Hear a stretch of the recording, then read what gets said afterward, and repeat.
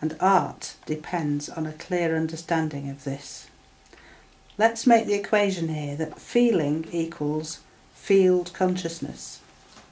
The feel here and the feel, F-I-E-L, are exactly the same word originally. And the D in here is the limit of the field. If we allow the paper to represent in its whiteness feeling potential, and we extend the paper in imagination infinitely, we would then have an infinite feel without a D in it. But when we take a field, we have to define the field as finite, so far as detection instruments are concerned. Right, so what he goes on from there to say is that the point that you put the D in is either chosen by you prior to the situation. You will say that, you know, okay, this is what a tree can believe, can feel. So in which case you prescribe what you're going to allow the tree to feel, or the animal to feel, or the slave to feel, or the man next door to feel. Or you use a sophisticated system which has a method of testing that field. Now remember when I said before that fields are considered scientifically to be structured space. In other words, it's a geometrically potential held in space, held in a vacuum if you like. We don't know anything other than that. When you put iron filings into an electromagnetic field, it pulls them into a shape. When you put quanta into a quantum field, it pulls them into a shape. When you put nuclei into a nuclear field, it pulls them into shape. What's doing the pulling, we don't know. It's structured space. Now, if we're talking about that, about a field for a human being, if you like, that feeling awareness, then you could say the limit of where that field extends would be measured by something, iron filings, nuclei, quanta, measuring how far away you can get. In other words, just like a needle response mechanism, you can take the needle. If I was trying to feel into Kay's being from here, if there was a little needle swinging, it would say, well, I can feel yet she's here, she's alive from this distance. From this distance, she isn't alive. And what we're actually measuring is the limit of the form of measurement, not the extent of any particular field. And that scientists would accept that because of that, you'd have to say that all of these fields are potentially infinite. We don't know.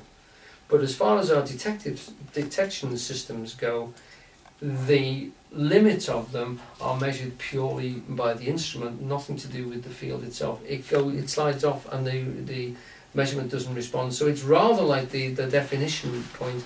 You choose your definition or you choose your instrument for measuring, and that's how big a field is. But as far as we can postulate, they could be infinite, you know.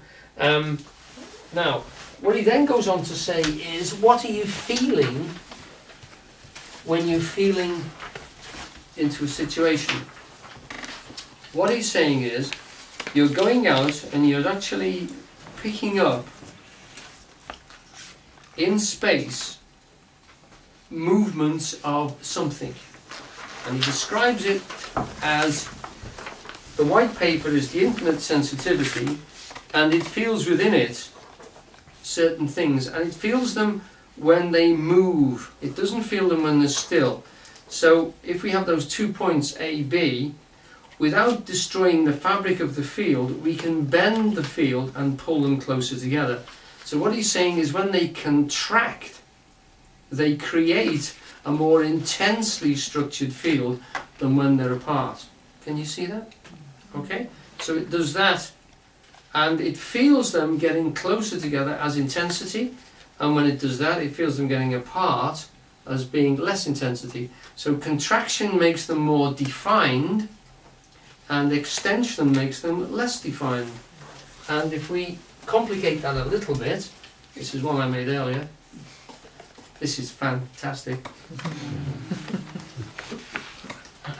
That's on film forever, that. Sorry. As we feel them become closer together, it intensifies itself until it holds a form and becomes an idea. Ultimately, it becomes so formed we can actually see the shape clearly, and as we defocus, it becomes structurally separated and we lose the form. So a feeling is a spread out idea, and an idea is a concentrated form of feeling. So is the way he would describe it, and he describes it quite extensively like that in response to that question. And he says why it's important is because art is created, creativity is, if you like, drawing things up which are unformed, or feeling things and bringing them into the conscious realm.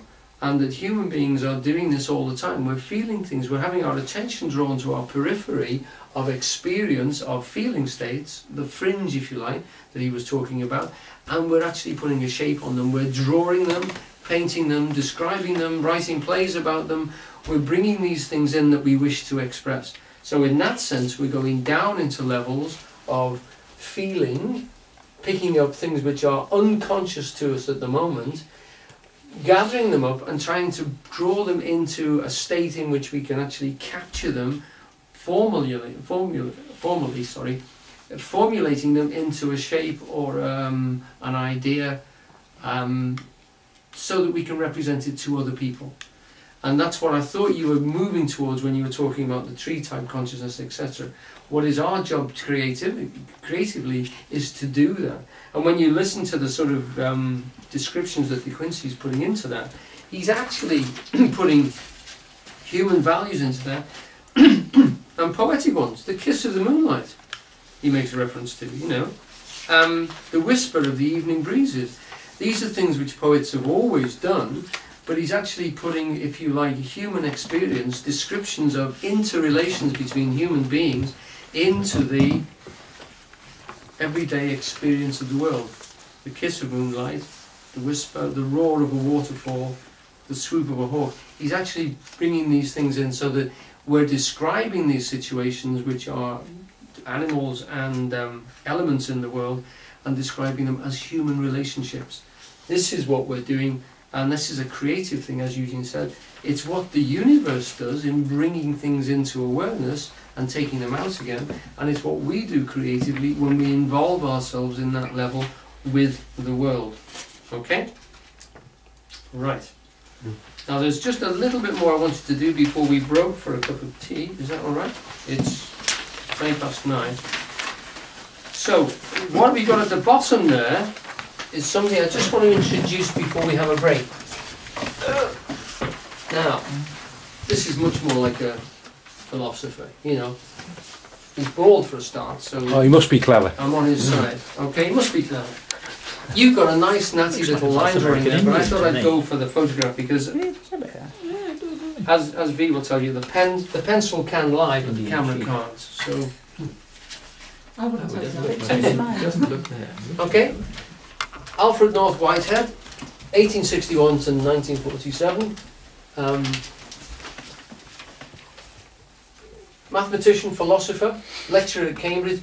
He was a lecturer of Bertrand Russell, by the way. So Russell and he worked together on the Principia Mathematica, which they published in 1910, and then they fell out because one is agnostic and the other one was atheistical, and they didn't. He wasn't invited to the second edition, which came out in 1918.